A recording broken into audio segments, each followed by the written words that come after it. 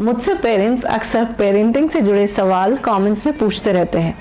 वैसे तो मैं पूरी कोशिश करती हूँ कि कमेंट्स में रिप्लाई करूँ अपने खुद के एक्सपीरियंस से, because I am also a mother of 9 year old. पर काफ़ी सारी बातें कमेंट्स में नहीं समझाई जा सकती। आपकी बहुत सारी प्रॉब्लम्स, जैसे कि बच्चों में कॉन्फिडेंस की कमी, बच्चों का जेलस फील करना, दूसरे बच्चों के साथ एडजस्ट ना करना, हर समय टीवी देखते रहना और दूसरी चीज़ों में इंटरेस्ट ना लेना, इन सब का सोल्यूशन आज के इस वीडियो में है। तो बने रहिए मेरे साथ। मेरा नाम है त्रिलेखा और आप देख रहे हैं लव टू लर्न।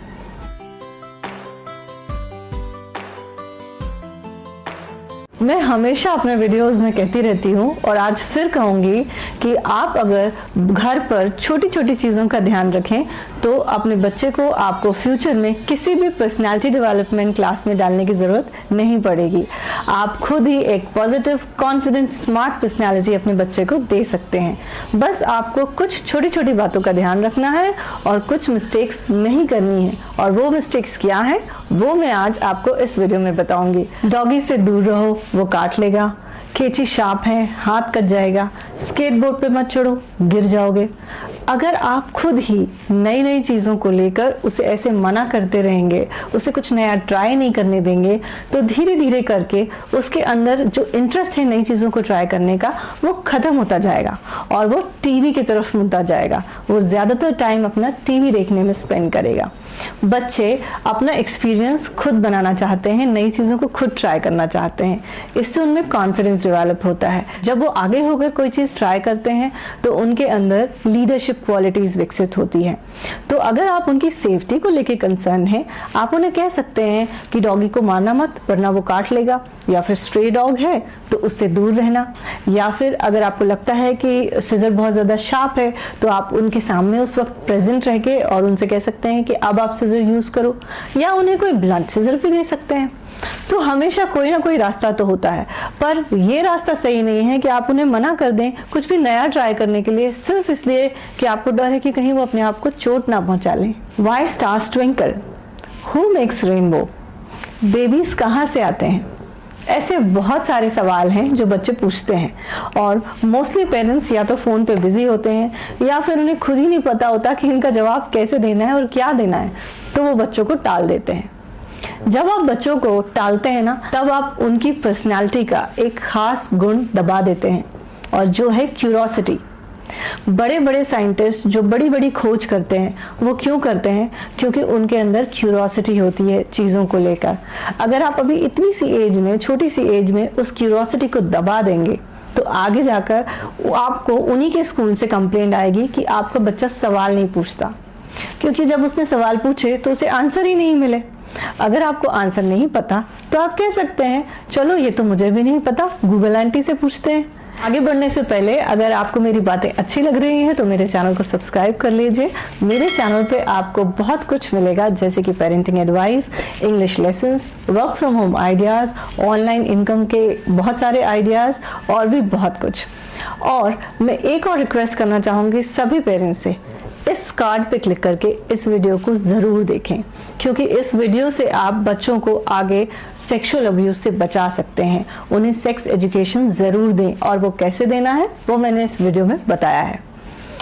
जब जिसके घर में एक से ज़्यादा बच्चे होते हैं तो बड़े बच्चों को अक्सर ये कहा जाता है कि अरे तुम ये करोगे तो तुम्हारा छोटा भाई भी यही करेगा, यही सिखाओगे उसे, तुम्हें देख के वो ये भी सीखेगा।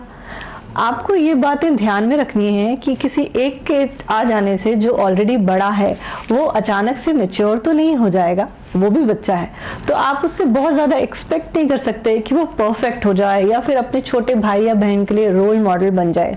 गलतियां तो वो भी करेगा। आप उसे ये ज़रूर कह सकते हैं कि देखो तुम्हारा छोटा भाई है, अब तो तुम्हें ही सिखाना है, जो भी सिखाना है, मुझसे तो ये सीखेगा ही नहीं। आप उसके भाई हो ना तो आपसे ज़्यादा अच्छे से सीखेगा। बच्चे जब बड़े होने लगते हैं, खास तौर पर 7, 8 या 9 साल के, उस वक्त आपको उन्हें घर के छोटे मोटे डिसीजंस में शामिल करना चाहिए। जैसे कि आप उनसे पूछ सकते हैं कि कर्टन लगाने हैं, कौन से कलर के लगाएं। अब इसका मतलब ये नहीं है कि बच्चे ने कह दिया कि कार्टून कैरेक्टर वाले कर्टन्स लिविंग रूम में लगेंगे और आपने वही कर्टन्स लगा दिए। आप उन्हें समझाइए कि कार्टून कैरेक्टर वाले कर्टन्स लिविंग रूम में नहीं, किड्स रूम में लगते हैं और हम लिविंग रूम में इन 3 कलर्स में से कोई एक कलर चूज करेंगे। आप बताओ कौन सा कलर चूज करें।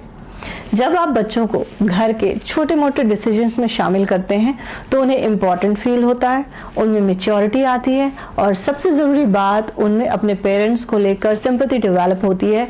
उन्हें समझ आता है कि हमारे पेरेंट्स को क्या क्या करना पड़ता है, घर के काम भी करने पड़ते हैं, ऑफिस का काम भी करना पड़ता है, और इन सब से आपकी और आपके बच्चे की बॉन्डिंग स्ट्रांग होती है। Never ever compare your child to anyone. जैसे ही आपने कहा देखो उसने कितनी अच्छी ड्राइंग बनाई है, आप भी बनाया करो, बस समझ लीजिए हो गई गड़बड़।